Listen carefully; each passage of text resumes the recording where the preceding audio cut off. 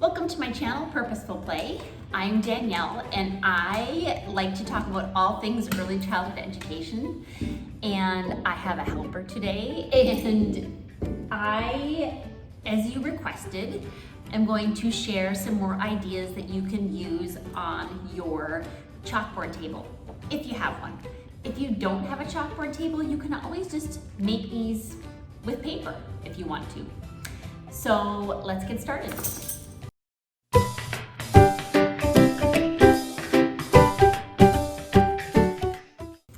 I'm gonna have to do a lot of stopping and starting of this video because after each time I show you one thing, then I have to use a magic eraser to erase it and then dry it. So I'm gonna get rid of Crosby and then I will really get started. So for those of you who actually did not watch my first video, just 1 second. So I have a table, it's just a wooden table that I bought at a garage sale, I believe, for $10. And I painted the top with chalkboard paint.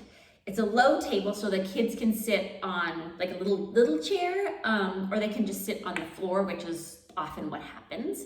And I like to do different things on the table every couple of weeks. So today I'm going to share with you some ideas that I didn't share in the last video. And the first one is just drawing a big thing of Tic Tac Toe. I changed the angle of the camera so you can see the top of the table a bit more, but I have to kind of scrunch down a bit so you can see it all. And I will tip the table up a little bit more so you can see it. All I did was I took my chalkboard marker and drew a Tic Tac Toe. These ones, they're actually, I think I got these ones at the Dollar Tree. And they're kind of like a crayon more than chalk, but they still are harder to erase. So when the kids are playing with this, they can't just rub it off like chalk. But it is almost like a crayon. And I really liked these ones. I have 3 different colors. So check out the Dollar Tree. The tic-tac-toe, you can use anything you want. I often find, loose parts that the kids have brought in with their math bags, or you can just grab little bits of whatever, and then you teach them how to play tic-tac-toe. So one person can be an anchor, one person can be a camera, and then you play tic-tac-toe. Even though it's a simple game, it's a fun one to teach children because it's, obviously teaching, they're interacting with their peers, they're taking turns, and probably not at the beginning of the year, maybe at the end of the year, for a preschool classroom, preschool students, they might start to get that idea of them blocking their partner instead of just thinking about how they can win. So tic-tac-toe. So the next one is just using designs and shapes to create more designs and shapes. So I like to use, like I've said, I like to use loose parts. If you aren't sure what loose parts are and how I get my loose parts, you can go, I'll put another link to another video down below so you can watch that. I did pull, these were ones that I did purchase, but they're little just plastic gems, they're hearts. I like to put things out that have a variety of different materials so that it's not just all one thing. But with this one, really the students are just placing them on the already drawn shapes and designs. And then also you can have some shapes already drawn out here. Like here's a rhombus. It's something you can talk about as they're placing them down. You can see, does this side have the same number as that side? Are they the same size? You can also give them the marker or the chalkboard crayon and they can draw the shapes while they're doing this. So I really like to get creative with the designs that I draw and the shapes that I draw. If you run out of ideas of what you can shape, you can look at mandalas, is that what it's called? I don't know, my mom paints them, so I'll put a picture on the screen of what one looks like, but those are really fun to use to make your own designs. if they have more than one type of loose part, they can also make different patterns too. So for this one, it's another shape activity, or you could even do letters. I just thought of shapes right now. It's interesting, and I may have said this in my last video, but sometimes I just take out the marker or the crayon and I start drawing things on there, and that's what I don't know, that's how I get my ideas once I start drawing it. Sometimes I don't even know where I'm going with it. I might just have sort of a specific objective in mind, like maybe we need to practice, our fine motor and our pencil grip or writing tool grip. Maybe we need to work on identifying shapes. So, sometimes I just sit down and I don't know what I'm drawing. So here I've drawn a couple of shapes, and then because remember these are using the chalkboard markers, they're harder to erase. What you can do is you can give the children regular chalk. And so now they can take their regular piece of chalk and they can be tracing the letters. They could also be drawing their own letters as well. I mean shapes, sorry. But if you have letters, you can also do that as well. And they can be tracing them with their chalk. They can use their own. And then if you give them an eraser, they can erase their parts off that they've drawn with the chalk. I don't have any chalk. I'm sure it's somewhere in the basement here with all my stuff that's in bins and boxes. But this is a great one for working on not only your the fine motor, but letter, shape, number recognition. As you can see, I'm not like super careful with my lines and how straight they are. I just do my best. 4-year-olds don't care all that much. But this is one that you can use for sorting, or you can use for graphing. So this way I would use it just for sorting. I guess you could use it for graphing as well, as long as the students are placing things in a row. But I was thinking, with it being fall right now, and you've gone out and you've collected all kinds of leaves, they can sort them on here. So they can sort them by the types of leaves. So you've got maple leaves here and oak leaves here. You can do it that way. Or you can do it by color, so they can put the reds, the yellows, the browns in these different spaces. But I was thinking too, and of course, as they're doing this, thinking about the conversations that you can have while you're sitting with the children at this table. It's great to let them be independent and do it on their own, but then also, what can you talk about? What can you learn from them, and what can they learn from doing this activity? So if I drew more lines along this way, so I had this little grid here, or a table on the table, get it? And you were collecting the leaves and sorting them this way. I don't have leaves, but I did just grab my little wooden pieces again here. These came from Dollarama in Canada. They have these really cute little wood pieces. I think they're meant for using for crafting, but I use them in the classroom. And then you just put a little bowl or a basket of different kinds of things on here. You can also use the loose parts that students have brought in with their math bags. And then they can sort them and place them in the graph. And then also, this is something to talk about. This is, analyzing data, and you can see it's very visual. Whoops. It's very visual. They can see how many there are of each kind, which one has more, which one has less. So graphing and sorting. The table is really wet from the magic eraser, and it's taking a long time to dry. And I'm not exactly sure what would happen if I took the marker and drew on it when it was wet, but I have a feeling it would be harder to erase. So I might have to wait for it to dry.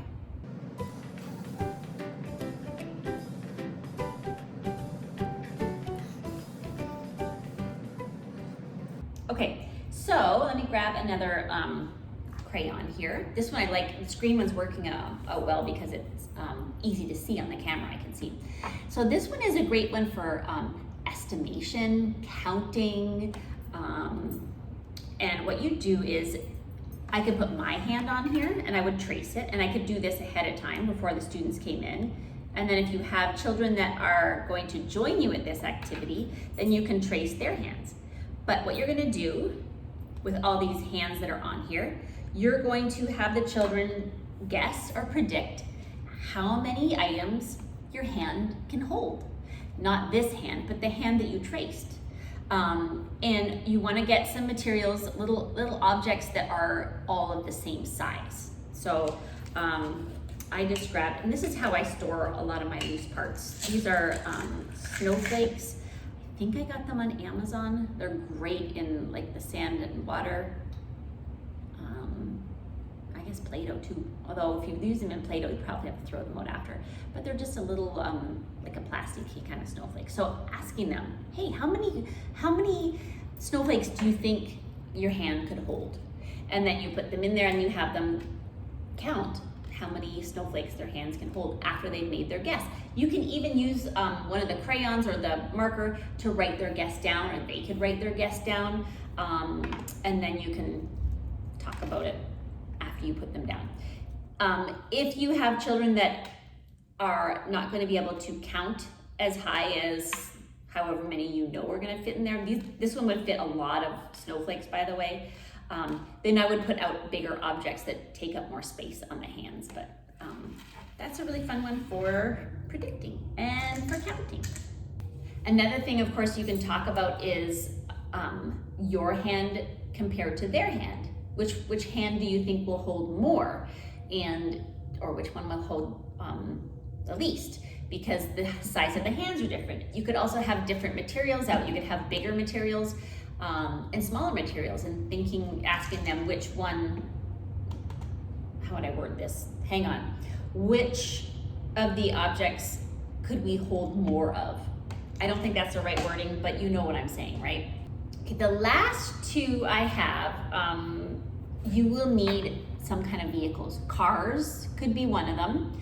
And what I've done is I've drawn a little road, which is, it's easy. You put the one line on one side, one line on the other, and you make a little path, and then you put like the little lines in between so it looks like a road. And they can just drive the cars around the table. And you can also do it and I couldn't find cars. So you're gonna use your imagination and think about cars. You can put little parking spots. So if I've got little parking spots here, and the students, once they've driven the cars all around, they can park the cars. You can put numbers on the cars. So say if this car here, you see it, this imaginary car, has the number 1 on it, it has to be parked in the number 1 spot. Or maybe the cars have names on them, and this Danielle car goes into the Danielle spot. So you can do it that way. Or you can have the numeral on the car, and you can have a spot, let's say it has the number 3. You can have the parking spot have 3 dots. So they're having to identify the number, they're having to count, and also they're having fun, driving their car all around. It's great for roads. If you're doing a study on roads, you can have them make signs as well, so it could be part of the sign study. So, all kinds of ways you can change this one up. And the other one is just having train tracks on here. So instead of drawing the road with those lines down the middle, I'm gonna have to wait for that one to dry. I'll draw a different one. Again, you're just drawing the road, and then you're putting the tracks across them like this. So get creative in how you're going to draw your train tracks.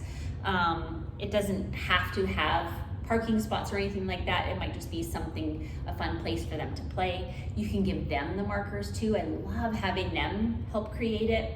In my last video, I think I shared a picture of a game that 2 students made last year. I think it was last year. You can still kind of see it on my table, but giving them the marker and a crayon, and they can help draw the tracks and the road. All right, that's all I have for today. If you want to go out and get yourself a table, go and do that. Get something really cheap. Go to Goodwill or garage sales. Not a lot of garage sales happening right now in November in Wisconsin, but or you can go onto the Facebook buy and sell pages. I don't know if you guys know that, but if you go onto Facebook and you type in buy and sell and for your town or your city that's close to you. There's all kinds of stuff that people are buying. And I also actually sell a bunch of my stuff and when I'm done with it and can make money as well. And then you can paint it up. I painted the legs on this one red, and then I used black chalkboard paint. I usually have to repaint this, well, at least once a year, sometimes twice a year, because after a while it just wears down. You can see, I think you can see in the video or in the camera, that you can see old games and old activities I've had on here. So you might have to repaint it. Okay, that's it. Thanks for watching. I hope you really enjoyed these ideas for your chalkboard table. Like I said at the beginning of the video, if you don't have a chalkboard table, these are always things that you can create just on paper, keeping it simple, but still things that you can do if you don't have all the supplies. If you like this video, give it a thumbs up. If you have any questions or comments, always put them in the comment section. I do reply to everything. And have a happy day.